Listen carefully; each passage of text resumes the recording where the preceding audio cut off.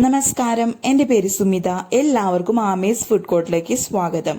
അപ്പോൾ ആദ്യം തന്നെ എൻ്റെ എല്ലാ കൂട്ടുകാർക്കും ഹൃദയം നിറഞ്ഞ ഓണാശംസകൾ.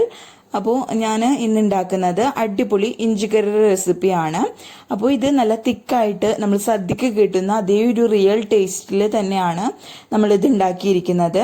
അപ്പോൾ നല്ലൊരു കളറിലും നല്ലൊരു ടേസ്റ്റിലും എങ്ങനെയാണ് ഇത് ഈസി ആയിട്ട് വീട്ടിലുണ്ടാക്കുന്നതെന്ന് നോക്കാം. അപ്പോൾ സദ്യയിലെ ഏറ്റവും പ്രധാനപ്പെട്ട ഒരു ഘടകമാണ് ഇഞ്ചിക്കറി എന്ന് പറയുന്നത്. അപ്പോൾ അതെങ്ങനെയാണ് ഉണ്ടാക്കുന്നതെന്നും കൂടി നമുക്ക് നോക്കാം.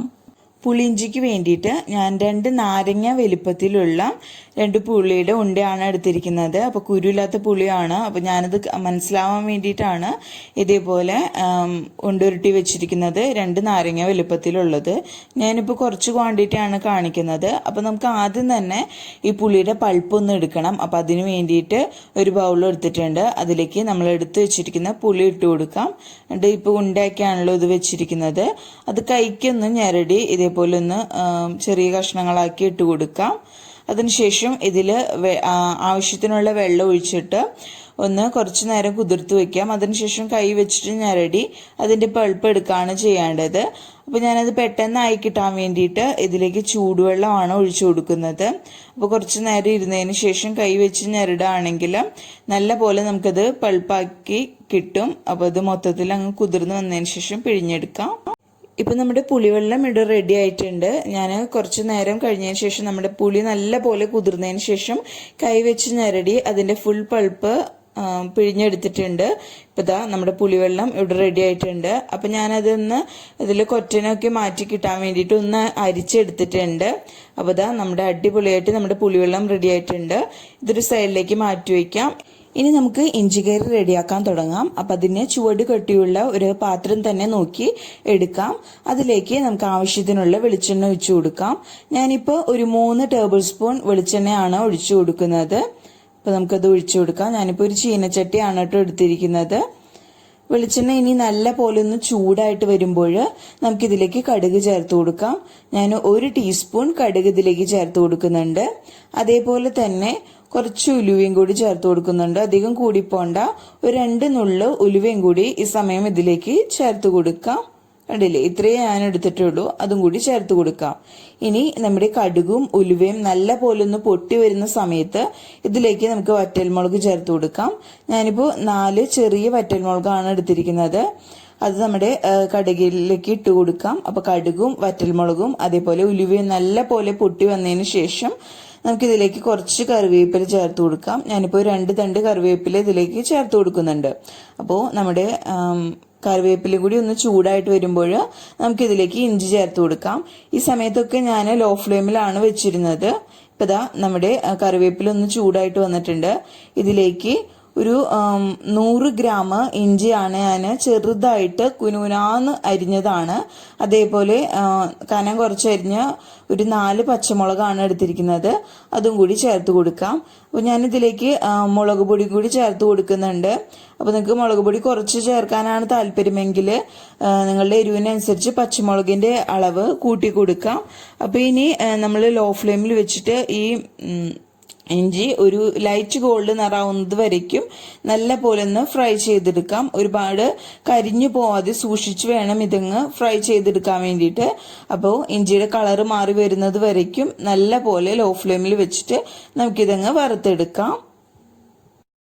ഇപ്പം ഇതാ ഇഞ്ചിയുടെ കളറൊക്കെ ജസ്റ്റ് ചെറുതായിട്ടൊന്ന് മാറി വന്നിട്ടുണ്ട്. ഈ ഒരു സമയത്ത് നമുക്കിതിലേക്ക് പൊടികളൊക്കെ ചേർത്ത് കൊടുക്കാം. അപ്പോൾ ലോ ഫ്ലെയിമിൽ വെച്ചിട്ട് തന്നെയാണ് കേട്ടോ ഞാനിതൊക്കെ ചെയ്തിരിക്കുന്നത്. അത് പ്രത്യേകം ശ്രദ്ധിക്കുക, അതില്ലെങ്കിൽ പെട്ടെന്ന് കരിഞ്ഞു പോവും. അപ്പോൾ ഞാനൊരു 1/2 ടീസ്പൂൺ മഞ്ഞൾപ്പൊടി ചേർത്ത് കൊടുക്കുന്നുണ്ട്. അതേപോലെ ഒരു 2 ടീസ്പൂൺ മുളക് പൊടി, കാശ്മീരി മുളക് പൊടിയാണ് കേട്ടോ ഞാൻ ചേർത്ത് കൊടുക്കുന്നത്. അപ്പോൾ നമ്മുടെ കറിക്ക് നല്ലൊരു കളർ കിട്ടും. ഇനി അഥവാ കാശ്മീരി മുളക് പൊടി ഇല്ലെങ്കിൽ സാധാ മുളക് പൊടി ചേർത്ത് കൊടുത്താലും മതിയാകും. അപ്പോൾ നിങ്ങളത് എരിവിനനുസരിച്ച് മുളക് പൊടിയുടെ അളവ് നിശ്ചയിക്കുക. എന്നിട്ട് അത് നല്ല പോലെ അതിൻ്റെ പച്ചക്കുത്ത് മാറുന്നത് വരയ്ക്കും നല്ല പോലെ വെളിച്ചെണ്ണയിൽ മൂപ്പിച്ചെടുക്കാം. പൊടികളൊക്കെ നല്ല പോലെ മൂത്ത് വരുമ്പോൾ നമുക്കിതിലേക്ക് പുളിവെള്ളം ചേർത്ത് കൊടുക്കാം. നമ്മൾ നേരത്തെ അരിച്ച് മാറ്റി വെച്ചിരുന്ന പുളിവെള്ളം ഇതിലേക്ക് അങ്ങ് ഒഴിച്ചു കൊടുക്കാം. എന്നിട്ട് നമ്മൾ നല്ല പോലെ ഇതങ്ങ് മിക്സ് ചെയ്തെടുക്കാം. ഇനി ഈ പുളിവെള്ളം നല്ല പോലെ വറ്റിച്ചെടുക്കുകയാണ് നമ്മൾ ചെയ്യുന്നത്.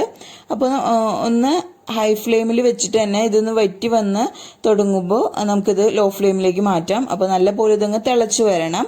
അപ്പോൾ ഞാൻ ഹൈ ഫ്ലെയിമിലേക്ക് സമയം മാറ്റിയിട്ടുണ്ട് കേട്ടോ. ഇനി ഇതിലേക്ക് ആവശ്യത്തിനുള്ള ഉപ്പും കൂടി നമുക്ക് ചേർത്ത് കൊടുക്കാം. എന്നിട്ട് ഒന്ന് മിക്സ് ആക്കി കൊടുക്കാം. അപ്പോൾ നമ്മളിത് നല്ല പോലെ കുറുക്കിയെടുക്കുകയാണ് ചെയ്യേണ്ടത്. അപ്പോൾ നിങ്ങൾക്ക് എന്തോരം തിക്നെസ്സിലാണ് വേണ്ടത് ആ ഒരു സ്റ്റേജ് എത്തുമ്പോൾ ഓഫ് ചെയ്താൽ മതിയാകും. അപ്പോൾ ഇതൊന്ന് കുറുതായി വരട്ടെ. അപ്പോൾ ഏത് സ്റ്റേജിലാണ് ഞാൻ ഓഫ് ചെയ്യുന്നതെന്നും കൂടി പറഞ്ഞു തരാം. അപ്പോൾ ഞാൻ ഹൈ ഫ്ലെയിമിൽ വെച്ചിട്ട് ഇത് നല്ല പോലെ ഒന്ന് തിളപ്പിച്ചെടുക്കുകയാണ്. ഇപ്പം ഇതാ നമ്മുടെ കറി നല്ല പോലെ തിളച്ചു വന്നിട്ടുണ്ട്. ഈ സമയം നമുക്ക് മധുരത്തിന് ആവശ്യത്തിനുള്ള ശർക്കര ചേർത്ത് കൊടുക്കാം. അപ്പം അതിൻ്റെ അളവ് നമുക്ക് കറക്റ്റായിട്ട് പറയാൻ പറ്റില്ല. നിങ്ങൾ എടുക്കുന്ന പുളിക്കനുസരിച്ച് നിങ്ങളുടെ ടേസ്റ്റിനനുസരിച്ച് മധുരം ഇതിലേക്ക് ചേർത്ത് കൊടുക്കാം കേട്ടോ. ഇനി അഥവാ മധുരം കുറവ് മതി എന്നുള്ളവർക്ക് അതിനനുസരിച്ച് കുറച്ച് ചേർത്ത് കൊടുത്താലും മതിയാകും. നിങ്ങൾക്ക് വേണമെങ്കിൽ ഇത് ശർക്കര പാനി ചേർത്ത് കൊടുക്കാം, അതല്ലെങ്കിൽ പഞ്ചസാര ചേർത്ത് കൊടുത്താലും മതിയാകും. ഇനി നമ്മുടെ കറി നല്ല പോലെ തിളച്ച് വറ്റി വരണം. അപ്പം ഞാൻ ഈ സമയം ഹൈ ഫ്ലെയിമിൽ തന്നെയാണ് വെച്ചിരിക്കുന്നത്. അതേപോലെ തന്നെ പുളി എടുക്കുമ്പോൾ ചില പുളി വാങ്ങുമ്പോൾ അതിൽ നല്ല ഉപ്പുണ്ടാവും. അപ്പോൾ അത് നോക്കിയിട്ട് വേണം നിങ്ങൾ ഉപ്പ് ചേർത്ത് കൊടുക്കാൻ. അപ്പോൾ ഇത് നല്ല പോലെ വറ്റി വരട്ടെ. ഇപ്പോൾ ഇതാ നമ്മുടെ കറി നല്ല പോലെ ഒന്ന് വെള്ളം ഒന്ന് വറ്റിയിട്ട് കറി ഒന്ന് തിക്കായിട്ട് വന്നിട്ടുണ്ട്. അപ്പോൾ ഈ ഒരു സ്റ്റേജ് എത്തുമ്പോൾ നമ്മളിത് ലോ ഫ്ലെയിമിലേക്ക് മാറ്റിയിട്ട് വേണം ഇനി കുക്ക് ചെയ്യാൻ വേണ്ടിയിട്ട്.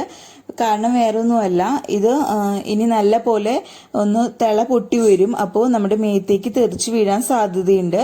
അപ്പോൾ കൈയൊക്കെ ഒന്ന് പൊള്ളാതിരിക്കാൻ വേണ്ടിയിട്ടാണ് നമ്മൾ ലോ ഫ്ലെയിമിലേക്ക് മാറ്റാൻ പറയുന്നത്. അതേപോലെ തന്നെ നമ്മൾ പാത്രം എടുക്കുമ്പോഴായാലും ചുവട് കട്ടിയുള്ള പാത്രം തന്നെ നോക്കിയെടുക്കണം. അതല്ലെങ്കിൽ ചിലപ്പോൾ പെട്ടെന്ന് അടുക്കി പിടിച്ചു പോവും. അപ്പോൾ നമ്മളിത് ഇടയ്ക്ക് ഇളക്കി കൊടുക്കാനും മറക്കരുത്. ഈ സമയത്ത് നമ്മൾ ഉപ്പും മധുരമൊക്കെ ഒന്ന് നോക്കാം, കുറവുണ്ടെങ്കിൽ ചേർത്ത് കൊടുക്കാം കേട്ടോ. അപ്പോൾ ഇത് നല്ല കളറിൽ തന്നെയാണ് വന്നിരിക്കുന്നത്.